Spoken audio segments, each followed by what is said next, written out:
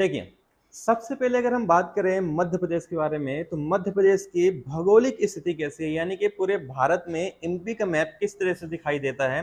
तो अगर आप देखेंगे तो यहाँ पे ये जो है हमारा मध्य प्रदेश है और ये पूरा इंडिया का मैप है। यानी भारत के बीचों बीच जो है मध्य प्रदेश स्थित है, इसलिए इसे भारत का हृदय या भारत का दिल भी कहा जाता है। ठीक है, अगर हम बात करें मध्य प्रदेश की, तो मध्य प्रदेश नाम कैसे पड़ा।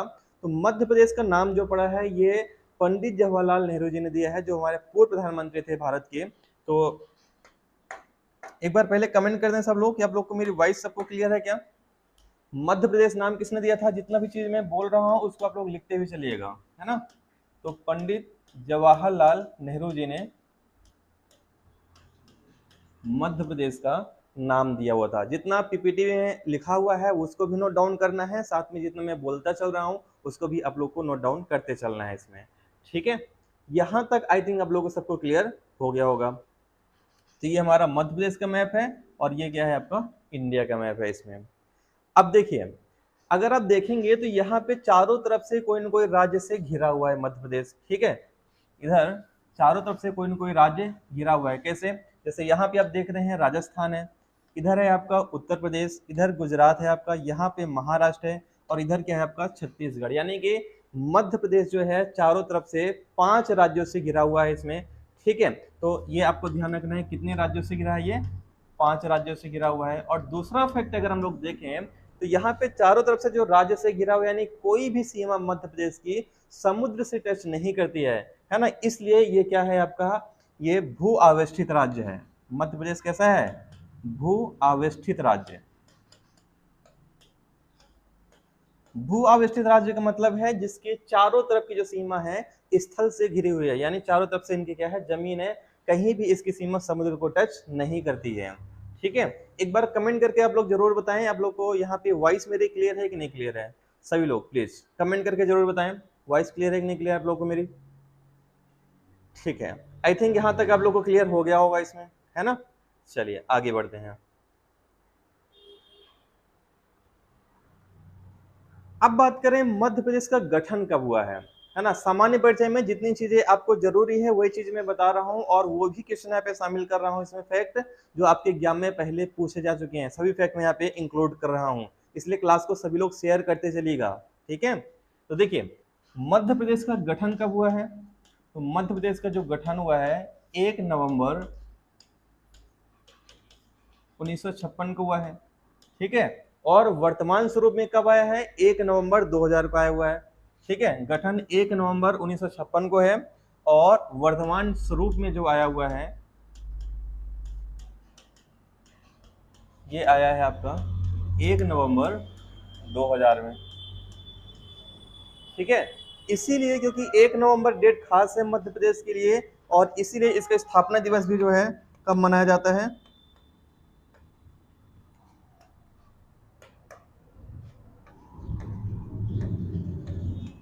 1 नवंबर को ही क्या है स्थापना दिवस भी मनाया जाता है मध्य प्रदेश का। ठीक है, ये भी आपको अच्छे तरीके से ध्यान रखना है इस पे। अब आते हैं अगले फैक्ट के ऊपर।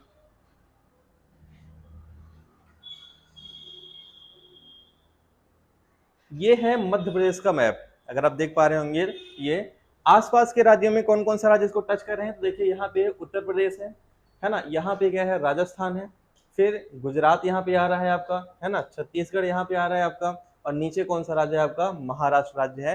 यानी मैप से जितना आप जल्दी याद कर पाएंगे, यहाँ समझ पाएंगे मैप को, उतना ही आपको आगे आसानी होने वाली है। क्योंकि अगर रट्टा मारेंगे तो एमपीजी के आप पूरा नहीं रट पाएंगे, मैप से समझेंगे तो हर एक चीज आपको समझ में आती चलेगी इसमें। ठीक है, तो कितने राज्यों से घिरा हुआ है मध्य प्रदेश, 5 राज्यों से इसमें घिरा हुआ है। ठीक है, ये आपको ध्यान रखना है। कुल जिले कितने हैं मध्य प्रदेश में।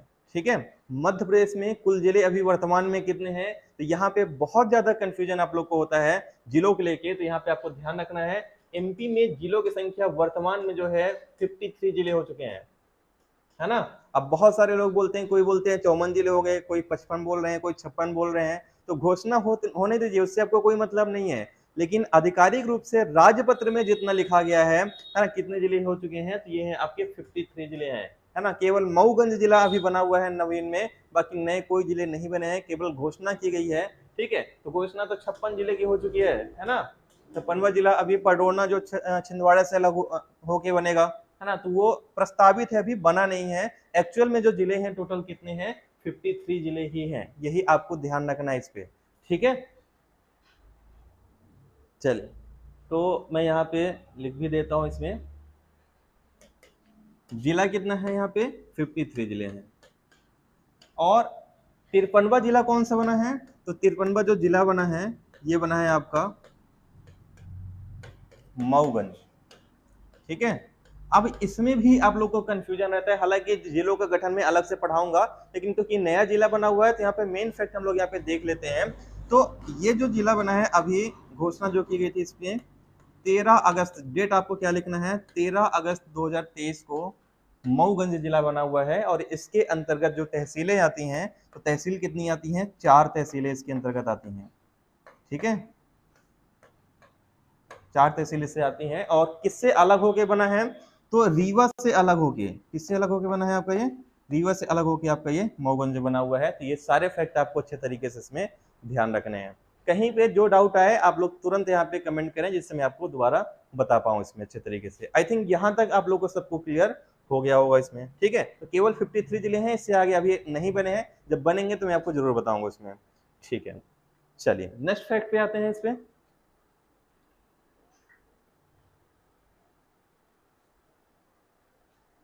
हाँ नहीं, 4 अगस्त नहीं, 13 अगस्त, 13 अगस्त है इसका एक्चुअल डेट है, अगर मऊगंज का, नहीं तो फिर आप लोग कंफ्यूज हो जाओगे इसमें।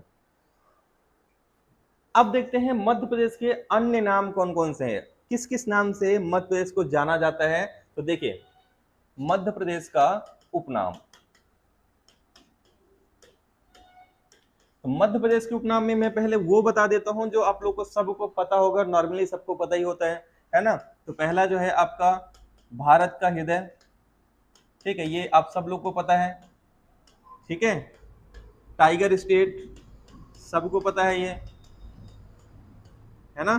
सोया स्टेट आप लोग को पता ही होगा। टाइगर स्टेट क्यों कहा जाता है, क्योंकि मध्य प्रदेश में ही पूरे भारत में सबसे अधिक जो टाइगर पाए जाते हैं ये मध्य प्रदेश में ही पाए जाते हैं। पहले कर्नाटक था, लेकिन फिर से वापस से मध्य प्रदेश हो चुका है, यानी सबसे अधिक टाइगर एमपी में पाया जाता है, इसलिए इसको टाइगर स्टेट कहा जाता है। सोया स्टेट इसलिए कहते हैं क्योंकि यहाँ पे सोयाबीन की पैदावार सबसे अधिक होती है मध्य प्रदेश में, ठीक है। इसके अलावा इसको भारत को कहा जाता है लघु भारत भी कहते हैं भारत को, ठीक है। सेंट्रल प्रोविंसेस, ये ब्रिटिश जब एमपी या भारत आजाद नहीं हुआ था उस समय एमपी को सेंट्रल प्रोविंसेस भी कहा जाता था, तो सेंट्रल प्रोविंस भी इसे कहते हैं। इसके अलावा हम सबको पता है एमपी को और किस नाम से जाना जाता है, नदियों का मायका। एमपी को और क्या कहते हैं, नदियों का मायका के नाम से भी मध्य प्रदेश को जाना जाता है, ठीक है।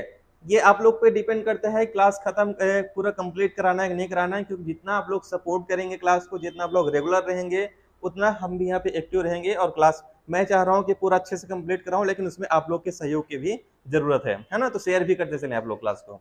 तो भारत का हृदय एमपी को कहते हैं, टाइगर स्टेट भी कहा जाता है, सोया स्टेट कहते हैं, लघु भारत कहते हैं, सेंट्रल प्रोविंस कहते हैं, नदियों का मायका भी कहते हैं। इसके अलावा भी कुछ नाम है, वो भी आपको ध्यान रखना है इस पे, तो 1 सेकंड रुक जाइएगा।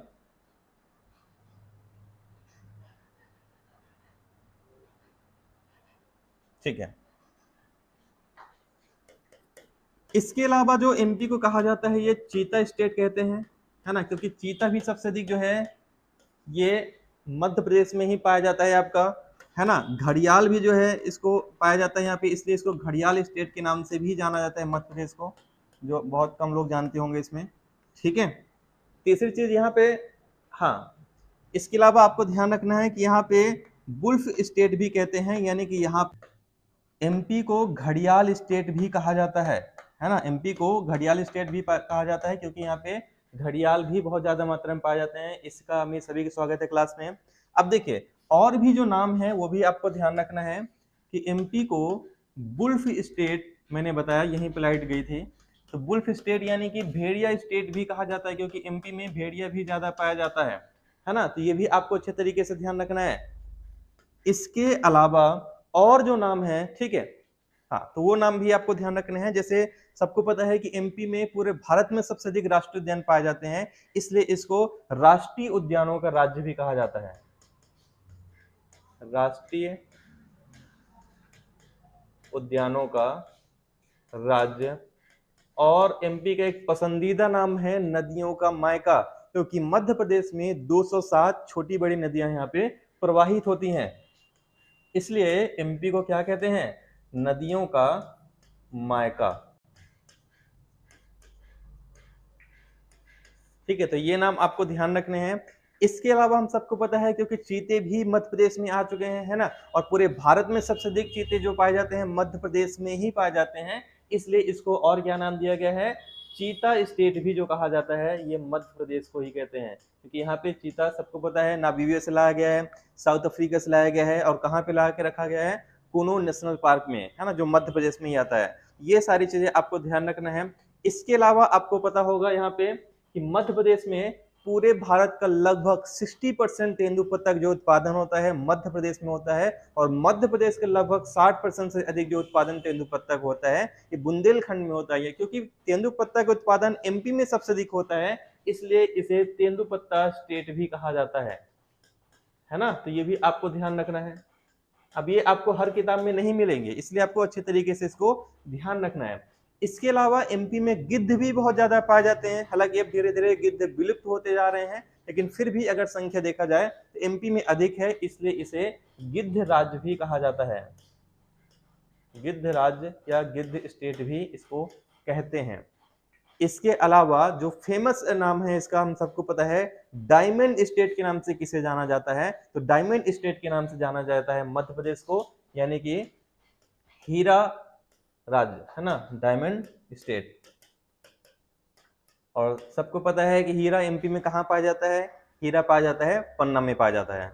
ठीक है, जय हिंद स्नेह लेता। एक बार सभी लोग क्लास को प्लीज शेयर करें, जिससे हम लोग को यहाँ पे ज्यादा से ज्यादा रिस्पॉन्स मिल पाए, और क्लास पूरा मेरी कोशिश है कि एमपीजी के आप लोग को पूरा कंप्लीट कराता चलूं, क्योंकि अब देखिए बहुत ही सुनहरा मौका आप लोग के पास है, 6 महीने के अंदर 2 बार प्रीलिम्स होनी है। एक बार तो आपका दिसंबर में होगा 17 दिसंबर को, और फिर एक बार मार्च में आपका एग्जाम फिर होगा, यानी कि आप 6 महीने के अंदर 2 बार प्रीलिम्स देंगे। तो पूरा अगर कोशिश करिए इसी बार आपका प्रीलिम्स निकल जाए, लेकिन अगर कुछ कमी किसी की रह भी जाती है तो कमी पूरा कर लो आप अगले वाले एग्जाम में, अगले 3 महीने में फिर से एग्जाम होगा, तो इससे अच्छा मौका आप लोग के पास नहीं मिलेगा।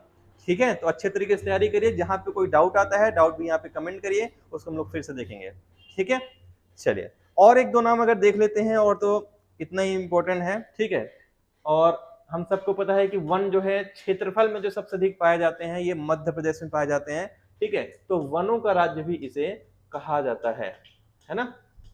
स्पीड बहुत ज्यादा तो नहीं रखा हूं मैं, है ना, स्पीड अगर ज्यादा होगी तो बोल दीजिएगा, उसको कम कर देंगे हम लोग।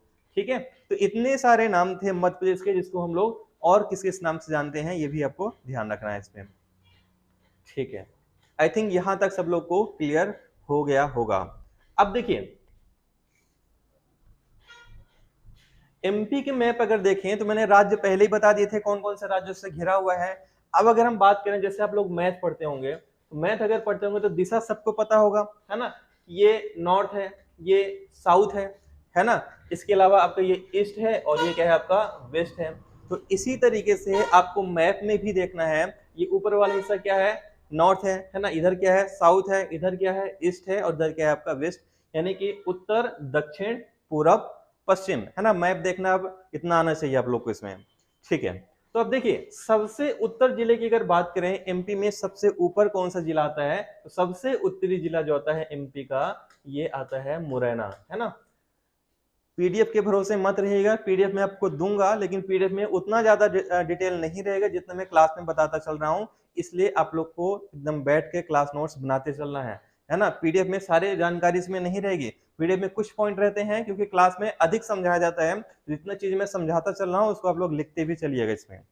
ठीक है, तो सबसे उत्तरी जो जिला है मध्य प्रदेश का ये मुरैना है। और फिर अगर दक्षिण में देखेंगे तो दक्षिण का जो जिला आप देख रहे हैं यहाँ पे बुरहानपुर, है ना, जो केले के उत्पादन के लिए ज्यादा जाना जाता है ना, एक जिला एक उत्पाद में शामिल भी है। तो बुरहानपुर जो है एमपी का सबसे दक्षिणी जिला है ना। फिर अगर हम बात करें कि पूर्वी जिले की, एमपी का सबसे पूर्वी जिला कौन सा आता है, एमपी का सबसे पूर्वी जिला आप देख पा रहे हैं यहाँ पे सिंगरौली, जिसकी स्थापना जो हुई थी 24 मई 8 को थी जो यहाँ पे लिखा हुआ है इसमें। अब आता है पश्चिमी जिला, तो पश्चिमी जिला जो आता है आपका ये अलीराजपुर आता है, क्योंकि अलीराजपुर जो बना है सन 2008 में बना है। अलीराजपुर और सिंगरौली दोनों एक ही मतलब वर्ष बने हुए हैं, और इसके पहले जो अलग हुआ है अलीराजपुर किससे अलग हुआ है, झाबुआ से अलग हुआ है। हालांकि वो हम लोग जिले के गठन में देख लेंगे, लेकिन अभी हम लोग देखेंगे कि पश्चिमी जिला कौन सा है, अलीराजपुर। ठीक है, तो फिर से रिपीट कर रहा हूं, उत्तरी जिला मुरैना, दक्षिणी जिला बुरहानपुर, पूर्वी जिला सिंगरौली और पश्चिमी जिला जो आ जाएगा आपका अलीराजपुर आ जाएगा। ठीक है, आई होप यहां तक आप लोग को सबको समझ में आ गया होगा इसमें। ठीक है, आगे बढ़े। चलिए, मैं ये देख के नहीं पढ़ा रहा हूं कि किसको कितना आता है किसको नहीं आता है। अगर सब कुछ किसी को आता होगा तो भी मैं यहाँ पे कुछ चीजें नए बता ही दूंगा। यहाँ पे जिसको कुछ भी नहीं आया होगा उसको एकदम बेसिक्स में पढ़ा रहा हूँ यहाँ पे। ठीक है, तो कुछ ना कुछ नया आपको मेरी क्लास में मिलेगा ही मिलेगा हर बार। चलिए आगे बढ़े। ठीक है, अब बढ़ते हैं अगले पॉइंट की तरफ। इसमें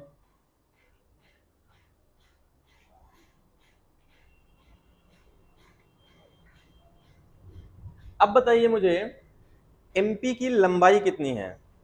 एमपी की लंबाई मतलब अगर हम यहां से ये देखें तो ये लंबाई कहलाएगी, तो एमपी की लंबाई कितनी आएगी ये बताएं। तो देखिए एमपी की जो लंबाई आती है ये कितनी आती है, 605 किलोमीटर। एमपी की लंबाई कितनी है, 605 किलोमीटर है। वहीं अगर हम बात करेंगे एमपी की चौड़ाई कितनी है ना, तो एमपी की जो चौड़ाई है ये है 870 किलोमीटर। कितना है, 870 किलोमीटर एमपी के क्या है, चौड़ाई है। तो ये आपको फैक्ट ध्यान रखना है। 605 किलोमीटर क्या है लंबाई, जो मुरैना से लेके बुरहानपुर तक का है। इधर अगर सिंगरौली से लेके हम अलीराजपुर तक का देखें तो इसकी चौड़ाई कितनी है, 870 किलोमीटर है। इसके अलावा अगर आपको फैक्ट ध्यान रखना है जो सामान्य परिचय में, ये यहाँ पे एमपी का क्षेत्रफल आपको ध्यान रखना है कि एमपी का क्षेत्रफल कितना है। तो इसके बारे में दो डाटा आते हैं, लेकिन आपको एक ही डाटा ध्यान रखना है। ठीक है, 3,08,252 वर्ग किलोमीटर का जो क्षेत्र है ये कहलाता है आपका एमपी का क्षेत्रफल। ठीक है, कहीं कहीं पे 3,08,245 वर्ग किलोमीटर भी आता है। ठीक है, तो जो भी ऑप्शन में है उसको कर सकते हैं, लेकिन अगर दोनों ऑप्शन दिख रहे हैं आपको, तो अगर ये ऑप्शन दिया हुआ है तो आपको दूसरे ऑप्शन में बिल्कुल भी नहीं जाना है, आपको यही वाला ऑप्शन करना है। ये वाला ऑप्शन आपको बिल्कुल नहीं करना है। ठीक है, तो ये एमपी का क्या है, क्षेत्रफल है। चलिए आगे बढ़ते हैं।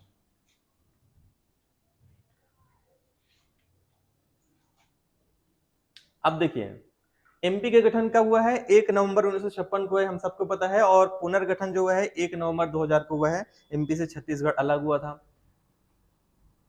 मध्य प्रदेश का नाम मैंने पहले ही बता दिया, पंडित जवाहरलाल नेहरू जी ने दिया हुआ था। अब देखिए भौगोलिक स्थिति के बारे में, तो अक्षांश और देशांतर सबको पता होगा, लेटीट्यूड और लॉन्गिट्यूड के बारे में। तो अगर इसका भौगोलिक विस्तार देखें मध्य प्रदेश का, ठीक है, तो यहाँ पे अक्षांशीय विस्तार जो है 21 डिग्री 6 मिनट, इसको डिग्री बोलेंगे इसको मिनट बोलेंगे, तो 21 डिग्री 6 मिनट से 26 डिग्री 30 मिनट तक मध्य प्रदेश का अक्षांशीय विस्तार है। यानी कि अगर हम यहाँ पे अक्षांश के बारे में बात करेंगे तो इस तरीके से क्षैतिज रेखा जाती है यहाँ से।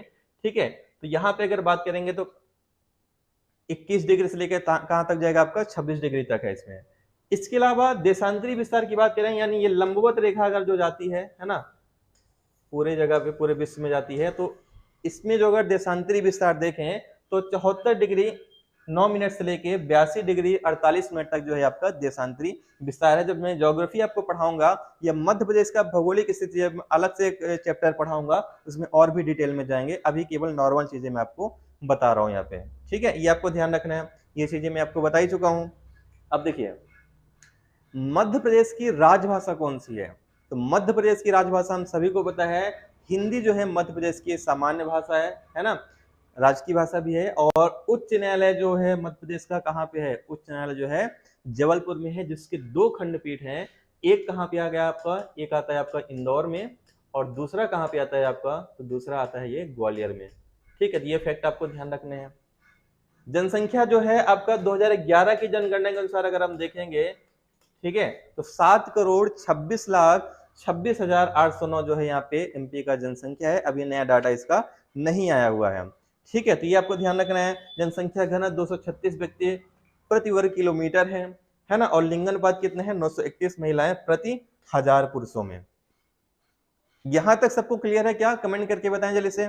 यहां तक आप सभी लोग को क्लियर है क्या? फिर आगे बढ़े हम लोग इसमें, फटाफट जल्दी से बताएं। ठीक है, आई थिंक यहां तक सब लोग को क्लियर हो गया होगा। आगे बढ़ते हैं इस पे।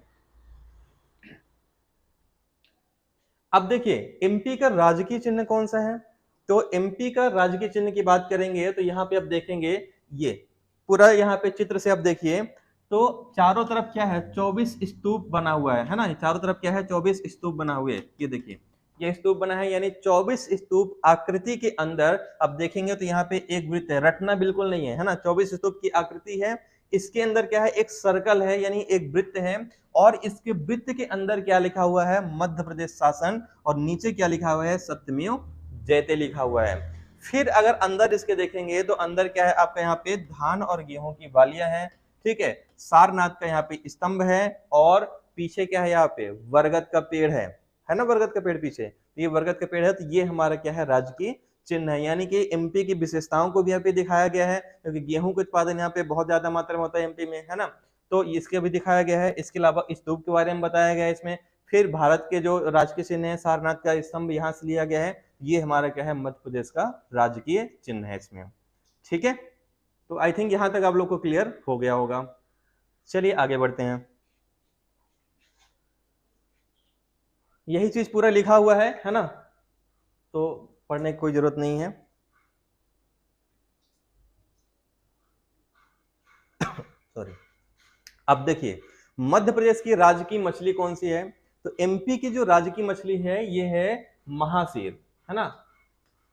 आप लोग चित्र में भी देख पा रहे होंगे, ये कौन सी है, महासेर जो है एमपी की राजकीय मछली है। ये अब विलुप्त प्राय जो है, क्योंकि ये विलुप्त होने के कगार पे है, तो इसको संरक्षित करने के लिए एमपी के राजकीय यहाँ पे मछली ही घोषित कर दिया गया है, ठीक है। और इसे ध्यान रखना, इसे कहा जाता है टाइगर ऑफ वाटर। तो ये बहुत कम जगह पे फैक्ट लिखा रहता है, तो आपको ध्यान रखना है टाइगर ऑफ वाटर किसे कहा जाता है। तो टाइगर ऑफ वाटर जो कहते हैं ये महासेर मछली को कहते हैं, ठीक है। और ये कब घोषित किया गया है राजकीय मछली? तो राजकीय मछली जो घोषित किया गया है वर्ष 2011 में किया गया है, ठीक है। तो ये आपको ध्यान रखना है। सबसे पहले ये नर्मदा नदी में पाई गई थी, लेकिन सामान्यतः अधिक मात्रा में जो पाई जाती है ये चंबल नदी में पाई जाती है ना। पहले कहाँ पाई गई थी? नर्मदा नदी में, लेकिन सबसे अधिक जो पाई जाती है ये चंबल नदी में पाई जाती है, ठीक है। नेक्स्ट, फिर अगर बात करें राजकीय पशु एमपी का कौन सा है, तो एमपी का राजकीय पशु कौन सा है? अच्छा, मैं आपको यहाँ पे एक चीज बताना भूल गया। हाँ ठीक है, सारी चीज बता दिया मैंने यहाँ पे। राजकीय पशु की बात करें तो राजकीय पशु कौन सा है एमपी का? ये है बारहसिंघा। और यहाँ पे आपको ध्यान रखना है इसका वैज्ञानिक नाम क्या है, तो रूसर्वस दुआउसेली, ये क्या है आपका वैज्ञानिक नाम है, तो वैज्ञानिक नाम भी आपको ध्यान रखना है। और ब्रेडरी प्रजाति का बारहसिंघा एमपी में पाया जाता है, और एमपी में भी ब्रेडरी प्रजाति का जो बारहसिंघा है ये मध्य प्रदेश के कान्हा किसली नेशनल पार्क में पाया जाता है, तो ये भी आपको ध्यान रखना है इस पे, है ना। इसके अलावा और कहाँ पाया जाता है, तो ये यूपी के दुधवा राष्ट्रीय उद्यान में पाया जाता है, और इसके अलावा आपको ध्यान रखना है ये असम के काजीरंगा में पाया जाता है ना। ब्रेडरी प्रजाति का बारहसिंघा कहाँ कहाँ पाया जाता है? मुख्यतः असम के काजीरंगा राष्ट्रीय उद्यान में, यूपी के दुधवा राष्ट्रीय उद्यान में, और मध्य प्रदेश के कान्हा किसली राष्ट्रीय उद्यान में यह पाया जाता है, ठीक है। चलिए नेक्स्ट पॉइंट पे आते हैं। एमपी का राजकीय वृक्ष कौन सा है? तो एमपी का राजकीय वृक्ष हम सबको पता है क्या है, बरगद है, जिसे वट वृक्ष के नाम से भी जाना जाता है ना। और इसको अगर कहें तो ये मोरेसी या सहतूत कुल का ये पेड़ है, और इसका वैज्ञानिक नाम को ध्यान रखना है, क्योंकि वैज्ञानिक नाम पूछ लिया जाता है। तो फाइकस विगलेंसिस ये क्या है, इसका वैज्ञानिक नाम है, तो ये भी आपको ध्यान रखना है, ठीक है। ये फैक्ट जितने मैं बता रहा हूं आप लोग को, किसी भी आप ढूंढेंगे कोई भी एक किताब में आपको कभी नहीं मिल पाएंगे। मैं ये नहीं बोलता कि आपको कहीं नहीं मिलेंगे, लेकिन एक किताब में आपको नहीं मिल पाएगा। और टीचर के यही काम होता है कि सभी किताबों से उसका सार लेके यहाँ पे आपको पढ़ाएं, है ना, जिससे वो टू द सिलेबस रहे और आपके एग्जाम में हेल्प मिल सके उसकी, ठीक है। तो आई थिंक यहाँ तक आप लोग को सबको क्लियर हो गया होगा। नेक्स्ट पॉइंट पे आते हैं। एमपी का राजकीय पशु कौन सा है? तो ध्यान रखिएगा, एमपी का जो राजकीय पशु हो चुका है, पुष्प की बात करेंगे तो एमपी का राजकीय पुष्प कौन सा है? सफेद लिली है। ये आपका सामान्यतः इसमें जो है 6 इसमें क्या रहते हैं, फूल रहते हैं इसमें, है ना। अब देख पा रहे हैं 1 2 3 ये 6 लगभग रहते हैं इसमें। और ये काफी अच्छा फूल है एमपी का। इसका वैज्ञानिक नाम क्या है? लिलियम कैंडिवम। वैज्ञानिक नाम क्या है इसका? लिलियम कैंडिवम है। और सफेद लिली को आमतौर पे मेडोना लिली के नाम से भी जाना जाता है। तो ये फैक्ट आपको ध्यान रखना है इस पे। नेक्स्ट, राजकीय नृत्य की बात करें तो राजकीय नृत्य एमपी कौन सा है? ये बुंदेलखंड का राई नृत्य है ना। तो यहाँ पे आपको कंफ्यूज नहीं होना है। राजकीय नृत्य कौन सा एमपी का? राई है, जो आप लोग देख पा रहे हैं। कुछ कुछ मिलता है आपका गरबा नृत्य से, जो कहाँ पे होता है? गुजरात में होता है ये। इसके अलावा आपको ये ध्यान रखना है कि एमपी का राजकीय नाट्य कौन सा है। ठीक है, तो राजकीय नाट्य इसमें शायद नहीं लिखा है, तो मैं बता दूं। राजकीय नाट्य कौन सा है इसमें? आपका मार्च। मैं यहीं पे लिख देता हूं, राजकीय नाट्य कौन सा है? तो ये मार्च आएगा। और ये मार्च कहाँ का फेमस है? ये तो मार्च जो फेमस है मालवा का है ना। मालवा का लोक नाट्य मार्च है, जो एमपी का राजकीय नाट्य है। तो ये भी आपको अच्छे तरीके से ध्यान रखना है। नेक्स्ट, अब राजकीय पक्षी की बात करें तो राजकीय पक्षी की बात करें तो दूधराज, जिसे मध्य प्रदेश का राजकीय पक्षी भी कहा जाता है, तो ये है एमपी का राजकीय पक्षी। और इसे शाह बुलबुल या सुल्ताना बुलबुल के नाम से भी इसको जाना जाता है। ठीक है, तो शाह बुलबुल भी कहते हैं और सुल्ताना बुलबुल भी इसे कहा जाता है। दोनों नाम एमपी के संदर्भ में इसको आपको ध्यान रखना है। और वैज्ञानिक नाम है इसका इंडियन पैराडाइज फ्लाई कैचर, है ना। ये आपको ध्यान रखना है इस पे। पक्षी विशेषज्ञ कौन से हैं? तो पक्षी विशेषज्ञ जो हैं डॉक्टर सुदेश, है ना।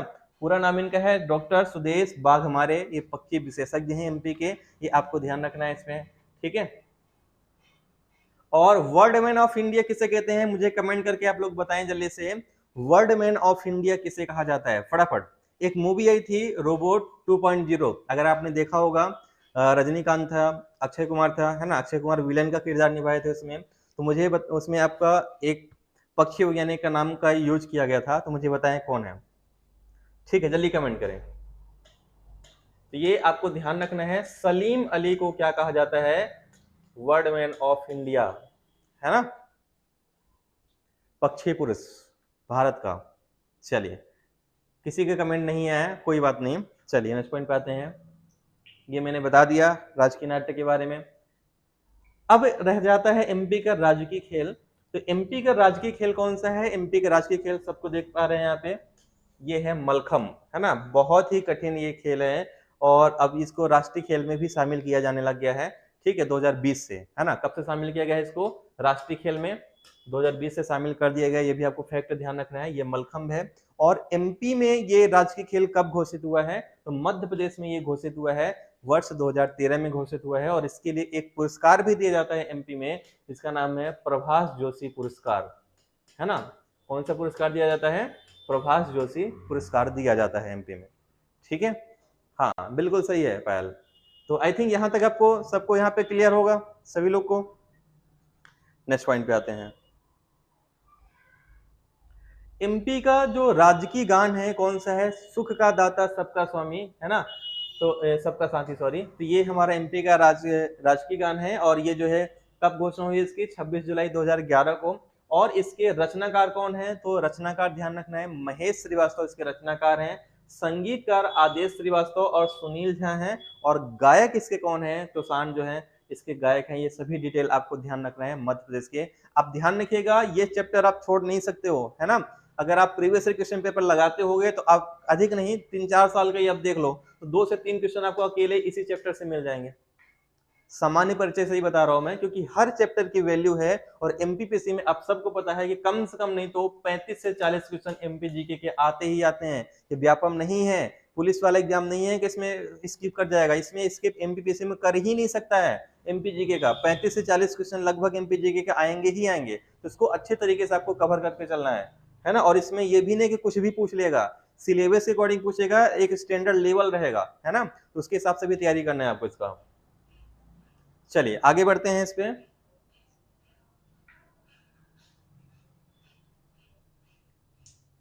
अब देखिए, ये तो सारी चीजें मैं आप लोग को बता ही चुका हूं मैथ में। लोकसभा सीटें एमपी में कितनी हैं? तो लोकसभा सीटें ध्यान रखिएगा, मध्य प्रदेश में लोकसभा सीटों की संख्या कितनी है? 29 मध्य प्रदेश में लोकसभा सीटें हैं, जिसमें एससी के लिए 4 सीटें हैं और एसटी के लिए कितने हैं? 6 सीटें आरक्षित हैं, है ना। वहीं विधानसभा सीटों की बात करें तो 230 प्लस 1 सीटें यहाँ पे हैं, जिसमें से अगर हम बात करें तो अनुसूचित जाति के लिए 35 सीटें हैं और जनजाति के लिए 47 सीटें हैं। टोटल कितनी है? 230 सीटें हैं इस पे, ठीक है। और एक जो है राज्यपाल द्वारा मनोनीत कर सकते हैं, लेकिन ये प्रावधान ये संविधान से हटा दिया गया है अब, ये है ना। तो 230 ही मान के चलिए अब। हाँ, अब देखिए एक फैक्ट और इसमें रह गया है, वो है आपका राज्यसभा सीटें कितनी है एमपी में। तो राज्यसभा सीटें कितनी है? ये है 11 कितनी है? ये राज्यसभा सीटें हैं इस पे। अब मुझे बताइए, ये चैप्टर मैंने लगभग प्रीलिम्स के लिए खत्म कर दिया है, मध्य प्रदेश का सामान्य परिचय। अब मुझे बताएं, अगर आपको कुछ डाउट हो या कुछ आपको और भी जानकारी चाहिए तो भी बता दीजिए। लगभग जितनी जरूरी चीजें थी वो मैंने आपको इस चैप्टर में बता दिया हुआ है। तो कमेंट करके बताएं यहाँ तक आप लोगों को कोई डाउट है क्या, फिर हम लोग इसमें क्लास को एंड करें और कल फिर नया चैप्टर हम लोग लेके चलेंगे। जितना आप लोग क्लास का सपोर्ट करेंगे, जितना आप लोग शेयर करेंगे क्लासेस को, उतना ही यहाँ पे क्लास इफेक्टिव होती चलेगी और डेली क्लासेस होती चलेगी, ठीक है। तो जल्दी से बताएं, कोई दिक्कत है आप लोग को? जो चीज आपको समझ में नहीं हो बताएं जल्दी से, फटाफट।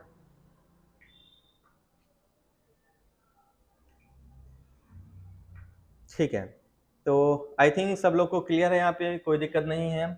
तो आज के लिए बस इतना ही, और हम लोग कोशिश करेंगे आज साइंस की क्लास का मैडम ने बोला हुआ है, अगर मैम क्लास लेती हैं तो 10 PM पे आज से आपका बायोलॉजी की क्लास स्टार्ट होगी, और बहुत शानदार फैकल्टी रहेंगी मैम, है ना। और बहुत बड़े प्लेटफॉर्म से यहाँ पे आके पढ़ाएंगी आप लोग को इसमें, है ना। तो अगर आप लोगों को इसमें देखता हूँ मैं 1-2 घंटे में आप लोग को व्हाट्सएप पे बता दूंगा, या फिर क्लास शेड्यूल हो ही जाएगी आपकी। तो 10 बजे आज चांसेस हैं कि बायोलॉजी की भी क्लास आज हो, है ना। तो भी हम लोग देखेंगे इस पे, ठीक है। तो अभी के लिए बस इतना ही, मिलते हैं नेक्स्ट क्लास में, तब तक के लिए सभी को जय हिंद। प्लीज आप लोग इसको स्टेटस में सभी लोग जरूर लगाइएगा, और PDF आपको इसका टेलीग्राम में, व्हाट्सएप पे शाम को मिल जाएगा। धन्यवाद।